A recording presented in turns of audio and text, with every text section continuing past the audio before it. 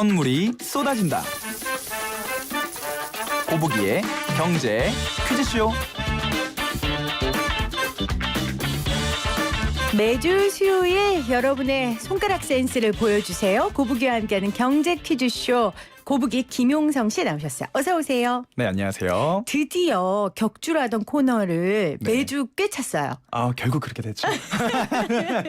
아니 너무 많은 분들이 좋아하시고 아, 진짜요? 지금 벌써 유튜브 보이는 라디오 창에 신재호 님이 이 시간만 기다립니다. 아, 진짜요? 이렇게 남겨주고 계시고 반응들이 너무 좋아서 이게 단순히 선물에 눈이 멀어서가 아니고요. 우리 네. 청취자분들이 경제 공부하는 게 즐거우신가 봐요. 그러신 것 같아요. 수준이 이 정도예요. 그런 것 같습니다. 수준이 계속 올라가는 것 같아요. 그래서 오늘 문제 너무 어려워요. 참고로 여러분들 오늘 문제 죄송합니다. 저 수능 보는 줄 알았잖아요.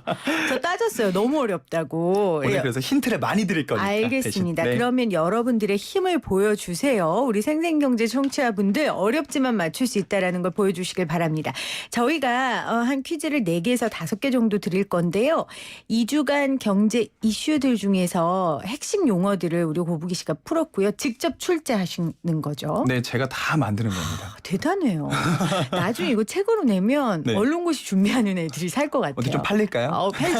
팔리죠. 저희가 그렇게 팔아드릴게요. 아, 좋습니다. 저희가 문제 내면요. 매 네. 항목별로 저희가 선착순으로 앞에서 3등까지 끊었는데 네, 맞아요. 오늘은 5등, 6등, 7등. 아, 본인들은 몇 등인지 모르죠? 모르죠. 야, 재밌겠네요, 이거. 5등, 6등, 네. 7등. 5등, 6등, 7등. 네, 제 맘이거든요. 오늘은 5등, 6등, 7등에게 주고 싶어요. 그러니까 여러분들 오늘 내가 5등쯤 될 것 같다. 이쯤이 좋다. 네. 그런 타이밍을 맞춰서 여러분 인생은 타이밍인 거 아시죠? 맞습니다. 5등, 6등, 7등 그렇게 주시면 되겠습니다. 자, 첫 번째 문제 나갑니다. 네, 첫 번째 퀴즈입니다. 정부가 2020년 7월 14일 확정 발표한 정책으로 코로나19 사태 이후 경기 회복을 위해 마련한 국가 프로젝트입니다. 2025년까지 디지털 뉴딜, 그린 뉴딜, 안전망 강화 등 3개를 축으로 분야별 투자 및 일자리 창출이 이루어지는 정책 이름 땡땡판 땡땡은 무엇일까요? 한 글자 다섯 힌트 글자입니다. 줬어요. 땡땡판 땡땡입니다. 자, 1분 가고 있습니다. 땡땡판 땡땡. 사실 생생경제에서 다뤘기 때문에 이번 주에 생생경제 잘 들으신 분들 지난주에 바로 맞추실 수 있을 것 같아요. 네, 저도 그 영상 잘 봤는데 우리가 나라에서 하는 정책들을 꼭 잘 봐야 되는 이유가 규모가 어마어마합니다. 그러니까요. 그렇죠. 2025년도까지 이걸로 이제 정책으로 투입하겠다는 금액이 무려 160조거든요. 160조. 그래서 여기서 나오는 이 뉴딜이라는 말 있잖아요. 들어보셨을 건데. 그럼요. 맞아요. 미국의 대공황이었을 때 그 당시에 루스벨트 대통령이 나라를 경제를 살리고자 해서 나라에서 나눴던 그 정책 이름이 뉴딜 정책. 네. 기억하시는 분 계시겠지만 막 댐을 만들어가지고 대량의 실업자를 저기 후원하고 약간 이런 정책의 이름을 한국 버전으로 가져온 거죠. 그렇죠. 네. 자, 대공황 1930년대 대공황 때 나라 경제가 힘들자 당시 대통령이 루즈벨트 대통령이 펼쳤던 유명한 정책 이름이고요. 땡땡판 땡땡입니다. 네, 맞습니다. 자, 정답을 말씀해 주세요. 정답은 한국판 뉴딜입니다. 네, 맞습니다. 한국판 뉴딜 정책입니다. 자, 오늘도 많은 분들이 맞춰주셨는데요. 제가 5, 6, 7등 드린다고 했잖아요. 네네네. 자, 5, 6, 7등 누가 있냐면요. 0693님. 고부기 1호 팬입니다. 진짜요? 정답은 한국판 뉴딜. 이분이 5등 하셨어요. 진짜요? 축하드립니다. 네, 축하드리고요. 그리고 3753님 5등에 도전합니다. 뉴딜 와, 보내셨고요. 성공하셨어요. 그 바로 위에 8762님 한국판 그린 뉴딜이라고. 합쳤군요. 네, 근데 아까 3754님 뉴딜이라고 하니까 안 되죠. 한국판 뉴딜이라고 보내셔야죠. 맞아요. 그냥 뉴딜만 쓰신 거예요? 네, 그냥 뉴딜만 쓰셨어요. 1호 팬이라고 해가지고 제가 조금 1호 팬은 맞히셨고 맞추셨어요? 네. 0693님은 한국판 뉴딜 정확하게 맞히셨고 네. 3754님 죄송해요. 다음번에 다시 도전해 주시고요. 재도전하세요. 네, 8762님 7등 하셨는데 오답 보내셨어요. 죄송해요. 자, 6456님은 한국판 뉴딜 보내주셨습니다. 정답 보내주셨어요. 자, 조금 더 설명을 해주신다면요. 한국판 뉴딜 같은 경우에 크게 3가지를 보면 돼요. 디지털 뉴딜, 그리고 그린 뉴딜, 그리고 사회 안전망 강화 이렇게 보시면 되는데 우리가 저번 주에 나왔던 것 중에서 비대면 산업 말씀드렸죠. 영어로 했죠. 언택트. 맞습니다. 정답이에요. 언택트 네. 산업을 좀 더 육성하자. 그리고 DNA라고 해서 데이터, 네트워크, AI 산업을 좀 더 육성하겠다. 이게 디지털 뉴딜의 큰 골자고요. 그린 뉴딜은 말 그대로 그린, 환경. 맞습니다. 친환경. 친환경 산업을 좀 더 육성하겠다. 그리고 사회 안전망 강화 같은 경우는요.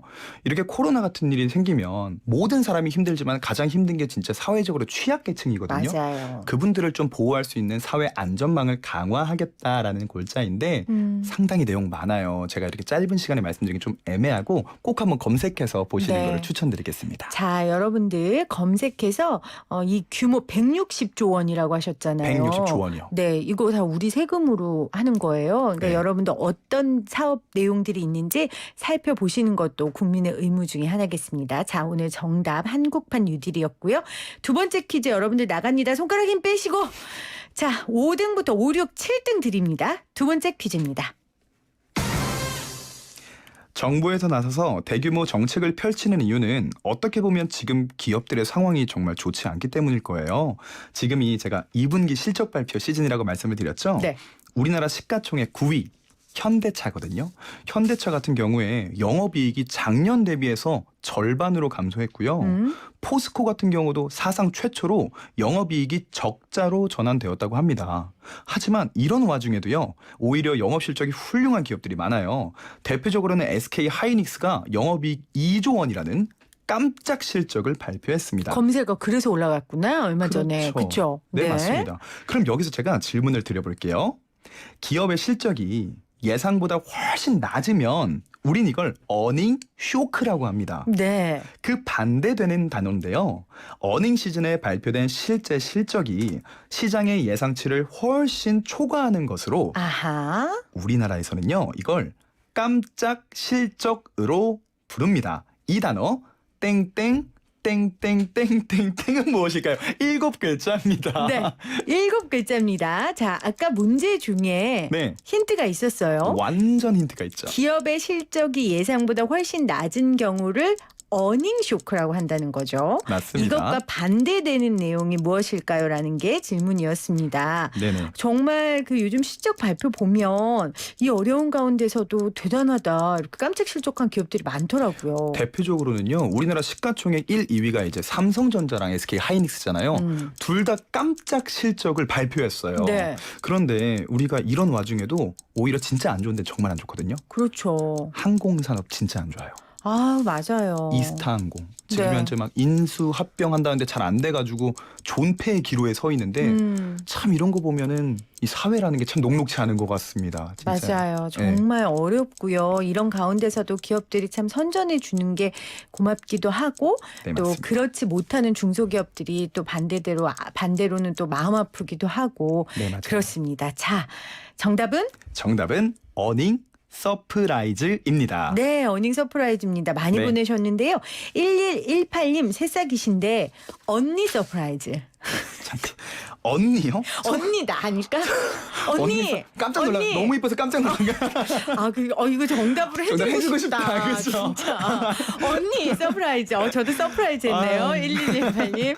정답 해주고 싶네요. 근데 죄송해요. 안 되고요. 손이 덜 풀리셨나 봐요. 네, 네. 저는 굉장히 공정하니까요. 맞네요. 안 돼요. 네. 그다음에 5389님 5등 도전합니다. 정답 어닝 서프라이즈. 축하합니다. 네. 그리고 5255님 형 잘생겼어요. 정답. 듣지도 않고? 우리 공정하게 하자. 알겠습니다. 생생경제, 죄송합니다. 삼생경제인데요. 공정하게 합시다. 정답인 줄 알았어요. 근데 정답 맞췄어요. 5255님 형 잘생겼어요. 어닝 서프라이즈 정답 맞추셨고요. 축하드립니다. 6930님, 고봉님, 인싸님 놓치지 않을 거예요. 어닝 서프라이즈 정답 맞추셨습니다. 오늘 답변들이 센스 너무 좋은데요. 근데 진짜로 여러분 5, 6, 7등이에요. 제가 네. 진짜 저 진짜 공정해요. 그리고 4168님부터 이제 아니에요. 여러분 제가 읽는 분 이제 아니에요. 정답자 4168님 손가락 힘 빼고 7등 되라고 7초 세고 눌러야 하셨는데 8등 하셨습니다. 안타깝습니다. 안타깝습니다. 4755님 어닝 서프라이즈 6등 그렇게 써주셨고요. 1628님 얼마 전에 청취율조사 전화 제가 전화인 줄 알고 공이 전화 받았는데 대출 전화였다. 또요? 또요? 그렇게 보내주셨어요. 1118님 언니 서프라이즈 우리 어서옵쇼의 웅디였다고.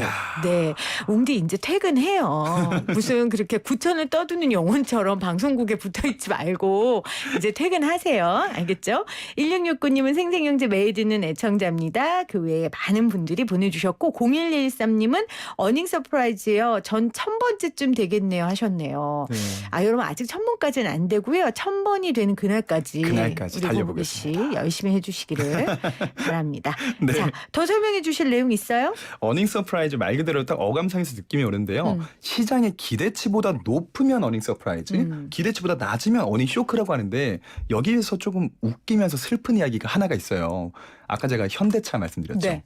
영업 실적만 보면은 반타작 났거든요. 절반이에요. 근데 뉴스를 검색해 보니까 현대차 2분기 어닝 서프라이즈라고 나오네요. 그러니까 자동차는 어려웠는데요. 그러니까요. 근데 네. 왜 그런가 하고 내 내용을 봤더니 네.